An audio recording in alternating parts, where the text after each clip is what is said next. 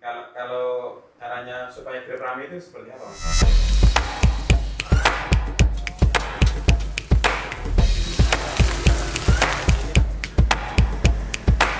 Tipsnya ya itu mas, kita sering-sering ikut promo aja dulu. Dulu itu saya Grab itu ya mas, daftar Grab itu sekitar 1 bulan setelah jualan. Saya itu pertama tahu itu iseng di aplikasi itu kayak ikut promo-promo yang di Grab itu. Jadi kalau kita ikut promo di Grab, nama restoran kita itu ada di atas. Kan ada keterangannya promo kayak gitu. Nah itu kita sering ikut promo itu buat menaikkan rating restoran itu selama 2 bulan itu saya ikut promo terus.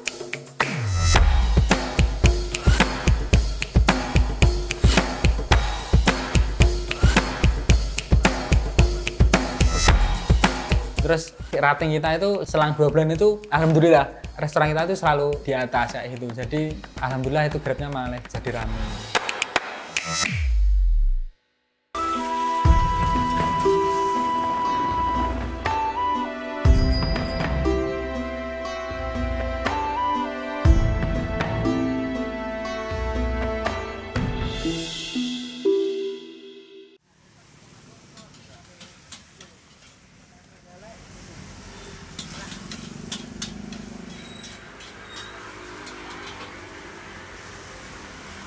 Dulu itu ketika saya telah sidang tugas akhir, saya berpikir kok banyak yang PHK kayak gitu, terus cari pekerjaan susah. Awal pertamanya itu saya bukan berpikir untuk jualan nasi goreng, tapi jualan terang bulan sama martabak. Setelah saya izin orang tua tidak mengizinkan, akhirnya orang tua menyarankan untuk jualan nasi goreng itu. Untuk jualannya pertengahan tahun 2020.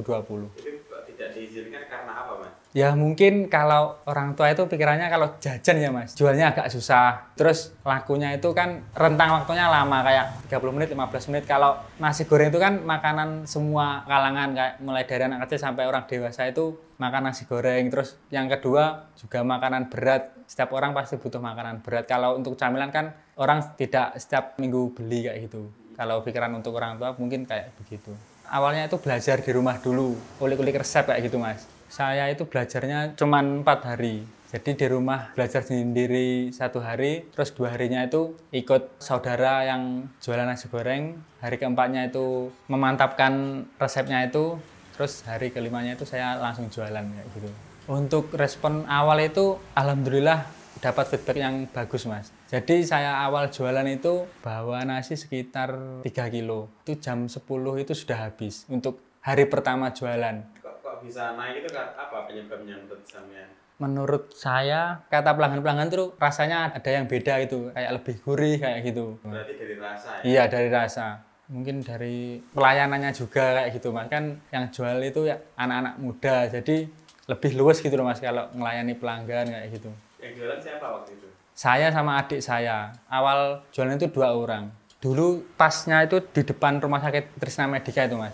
Pas di pintu masuk poli umum di depan situ. Terus gedungnya itu kan dijual itu. Terus saya pindah agak ke selatan dekatnya Polsek itu. Pemilihan tempat itu berpengaruh nggak mas? Berpengaruh cuman tidak terlalu berpengaruh. Maksudnya sekarang kan sudah ada Facebook, Grab, WA. Jadi untuk tempat itu kayaknya sekarang itu sudah tidak berpengaruh. Terus itu mas, berjalan 8 bulan saya kan buka sendiri di rumah sini. Alhamdulillah itu juga jalan kok mas. Grabnya kayak delivery order itu juga jalan. Kok buka sendiri kenapa itu mas? Dulu pelanggan-pelanggan itu kan kadang pas rame itu mas ya, nunggunya terlalu lama kayak gitu. Terus saya punya inisiatif kan deket tuh mas, jarak antara yang satu dengan satu itu. Jadi semisal yang sini rame itu pelanggan langsung ke rumah kayak gitu. Jadi lebih cepat pelayanannya mas. Memecah keramaian gitu ya? Iya, iya benar. Masa-masa puncak penjualan itu saya rasakan itu sekitar bulan ke-9 saya jualan itu. Mungkin kalau usaha itu 6 bulan itu kita masih branding ya mas. Kenalkan brandnya kita ke masyarakat. Di atas 6 bulan itu penjualan sudah mulai meningkat dan bisa stabil mas. Sampai kisaran berapa mas waktu itu? Kalau omset dulu pernah satu malam itu 1.200.000 pernah, 1.300.000 juga pernah. Mulai dari jam 5 sampai jam 12 malam. Kadang mungkin malah lebih cepat, jam 11, jam 10 itu sudah habis mas dulu. Bukanya jam berapa tadi? Jam 5 dulu, sampai jam 12. Dulu itu malah lebih cepat, jam 10, jam 11 itu sudah habis.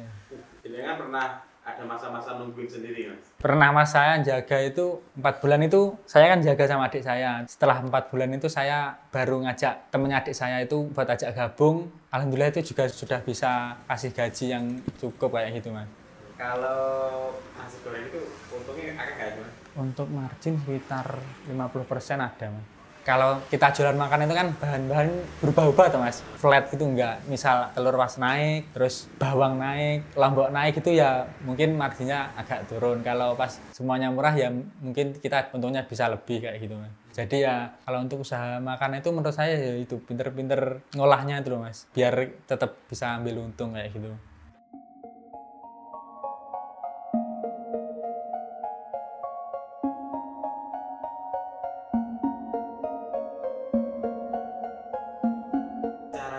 Branding toko nasi goreng sampean itu gimana awal-awal? Branding kita kan nasi goreng pahlawan itu mas. Nah itu dulu itu berpikir apa ya yang pas buat brand kita itu. Terus saya keinget kalau rumah saya itu di Jalan Pahlawan. Nah saya kasihnya itu nasi goreng pahlawan. Terus untuk memperkenalkan brandnya saya juga ada logo mas dulu. Facebook juga saya sering posting kayak siap terima delivery order kayak gitu. Terus Grabnya juga ada kayak gitu.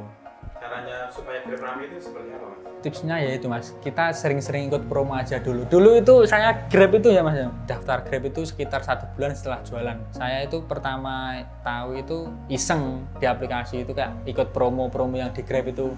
Jadi kalau kita ikut promo di Grab, nama restoran kita itu ada di atas. Kan ada keterangannya promo kayak gitu lah. Itu kita sering ikut promo itu buat menaikkan rating restoran itu selama 2 bulan itu saya ikut promo terus ya. Itu sebenarnya juga mengurangi laba juga sebenarnya mas. Kalau ikut promo kan soalnya potongannya itu lebih besar. Saya anggap ya biaya promosi kayak gitu. Jadi tidak apa-apa lah kayak gitu. Terus rating kita itu selang 2 bulan itu alhamdulillah restoran kita itu selalu di atas kayak gitu. Jadi alhamdulillah itu Grabnya malah jadi rame.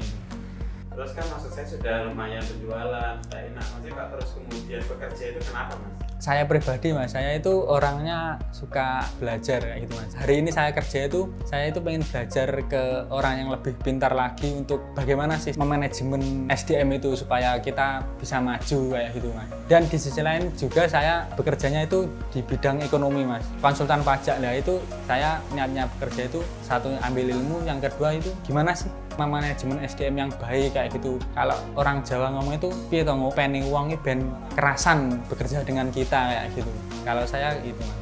Saya dari dulu itu orientasi saya itu bukan uang mas. Saya itu lebih ke seneng ilmunya itu mas. Soalnya kan katanya itu pengalaman adalah guru yang terbaik. Saya dulu pas zaman kuliah itu bantu ibu kos saya kan jualan bakso. Saya juga bantu-bantu di situ juga. Terus di sisi lain saya juga jualan jam tangan online kayak gitu mas. Jadi saya tawar-tawar jam tangan lewat WA, nanti siapa yang pesan saya ambilkan di pasar besar kayak gitu. Jadi dari dulu emang suka jualan kayak gitu mas. Saya itu senang kerja yang melayani orang kayak gitu mas. Jadi berinteraksi dengan orang banyak itu saya seneng. Kalau dibandingkan penghasilan antara kerja sama usaha gede mana? Lebih banyak jualan sih mas, menurut saya ya. Soalnya kan orang-orang besar itu banyak dari orang yang jualan kayaknya. Sekarang juga masih besar jualannya? Iya mas. Oh. Iya. Tapi kan tetap ada plus minusnya mas. Untuk saat ini kan saya sering bertemu klien terus nambah relasi kayak gitu mas. Nanti kan bisa naik lah kayak gitu gajinya kan. Terus ya dapat ilmunya juga dari klien.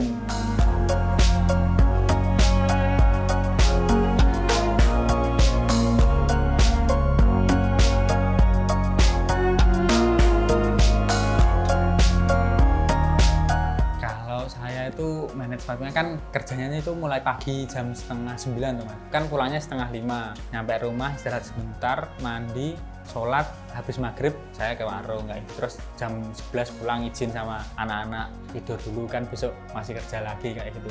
Apa gak capek mas? Ya capek tapi ya namanya hidup kan ya harus capek mas. Saya soalnya dulu pernah saya juga ketika magang di Kediri, saya itu paginya magang, malamnya itu jadi barista. Jadi pagi jam 6 itu berangkat ngebis, nanti pulang jam 4 ngebis sampai sini jam 5, jam 5 mandi, istirahat sebentar berangkat jualan kopi itu di dekatnya stasiun dulu. Jadi capek tapi dinikmati aja mas. Ya buat kuncinya biar tetap semangat vibe nggak capek itu apa? Saya ngefans sama salah satu artis dulu mas, Raffi Ahmad. Kan dari dulu itu mikirnya kayak gini, anak muda meskipun nggak sukses kita harus tetap semangat kerja kayak gitu loh Mas. Sukses itu bonus dari yang di atas, masalah hasilnya nanti gimana tetap kita yang ikhtiar kerja keras kayak gitu. Kalau saya itu mikirnya kayak gitu. Jadi waktunya capek istirahat, nanti waktunya kerja lagi kayak gitu. Dan saya itu kan anaknya tuh nggak terlalu seneng main tuh Mas. Jadi kalau kerja itu seneng kayak gitu Mas. Jadi kayak main-main gitu udah dari dulu kan kayak nggak hobi, hobinya kayak kerja kayak gitu. Dulu pas zaman kuliah juga pernah juga Mas itu saya kuliah ya nyambi tadi jualan bakso sama jualan, terus semester akhir itu saya udah nggak ngkos lagi, saya numpang di rumah temen di kos-kosan itu jenuh kayak gitu, terus cari kerja jadi marketing ya gajinya sehari 10.000 dulu. Tetap saya jalani yes, sambil senyum-senyum kayak gitu, pokoknya ada buat beli jajan kayak gitu saya itu. Enggak yang muluk-muluk harus gajinya segini itu enggak. Impian ke depan ya saya pengen itu Mas, besarin brand itu supaya bisa gimana sih caranya franchise kayak gitu. Soalnya saya kalau untuk saat ini untuk ilmunya franchise nasi goreng itu saya belum nemu Mas. Mungkin kalau untuk produk-produk lain saya sudah nemu ilmunya, tapi kalau untuk nasi goreng itu saya belum nemu. Ya kedepannya saya pengen tuh nasi gorengnya lebih besar dari sekarang lah. Ya misal 2 tahun lagi kita bisa nyewa ruko kayak gitu, menyediakan tempat yang lebih layak buat pelanggan, jadi pelanggan nyaman kayak gitu. Meskipun saya cowok itu, saya itu seneng masak gitu loh Mas. Jadi seneng ngulik-ngulik kayak minuman, makanan itu saya seneng ngulik-ngulik. Nanti kalau misal nggak enak kayak gitu, gimana sih caranya biar enak kayak gitu. Jadi aware-nya itu lebih ke bidang makanan kayaknya. Saya dulu kan udah mencoba jualan kaos pernah. Saya juga pernah itu join sama teman saya sablon, jam tangan pernah, jilbab pernah, mukena pernah. Kalau mukena itu sama kakak saya. Terus saya terakhir itu pengen usaha sendiri yaitu nasi goreng itu, makanan lah nasi goreng itu. Cuman kalau negatifnya di makanan itu pas awal-awal itu kerja kayak 16 jam Mas itu. Nyiapkan mulai dari belanja, nyiapkan, jualan kayak gitu. Lebih capek kalau di makanan itu. Udah dengan kalau produk langsung jual itu kan kita cuman belanja, nyetok, jual, belanja, nyetok, jual kayak gitu. Sama sekarang juga kerja 16 jam juga atau sudah tersistemasi? Sudah ada orangnya yang bagian belanja, masak sudah ada Mas, alhamdulillah itu.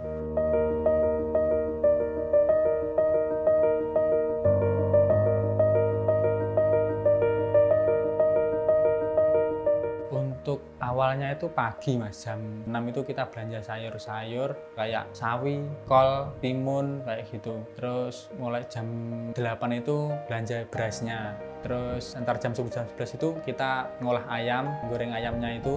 Mulai jam 1 sampai jam 3 itu kita mulai masak nasinya sama mie-nya.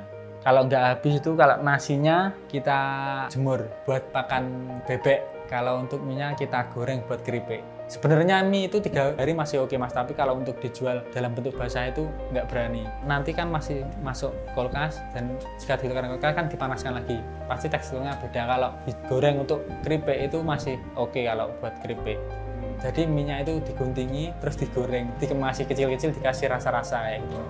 Awalnya juga iseng juga Mas, bingungnya buat apa kayak gitu. Kayak dibuang sayang, terus ibu coba digoreng, terus digoreng dikasih rasa-rasa kayak balado kayak gitu, dibungkusi, ditata di meja, lo kok laku, terus akhirnya mie kalau nggak habis kayak gitu digoreng kayak gitu.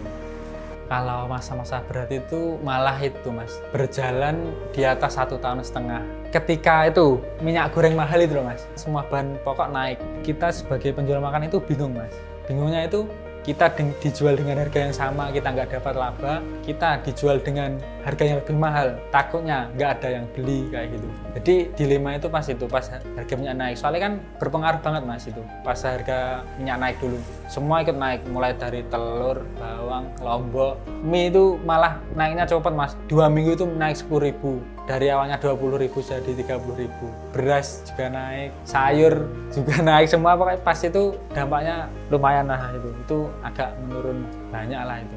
Solusinya seperti apa? Solusi saya itu tetap jualan dengan harga yang sama, kualitas yang sama. Saya nggak terlalu mikir buat laba besar itu nggak Mas, yang penting kualitas itu tetap, rasa itu tetap ada, bumbu tetap berani kasih banyak, telur juga tetap berani. Pokoknya kita jualan dulu, nanti untuk masalah labanya saya itu kemarin pikir belakangan kayak gitu mikirnya itu. Yang penting kita tetap jalan, tetap ada penghasilan, kita tetap bisa ngasih yang bagus buat pelanggan itu. Nggak ada yang saya kurangi juga kemarin. Terima kasih, saya Aldi Hendrianto dari Nasi Goreng Pahlawan.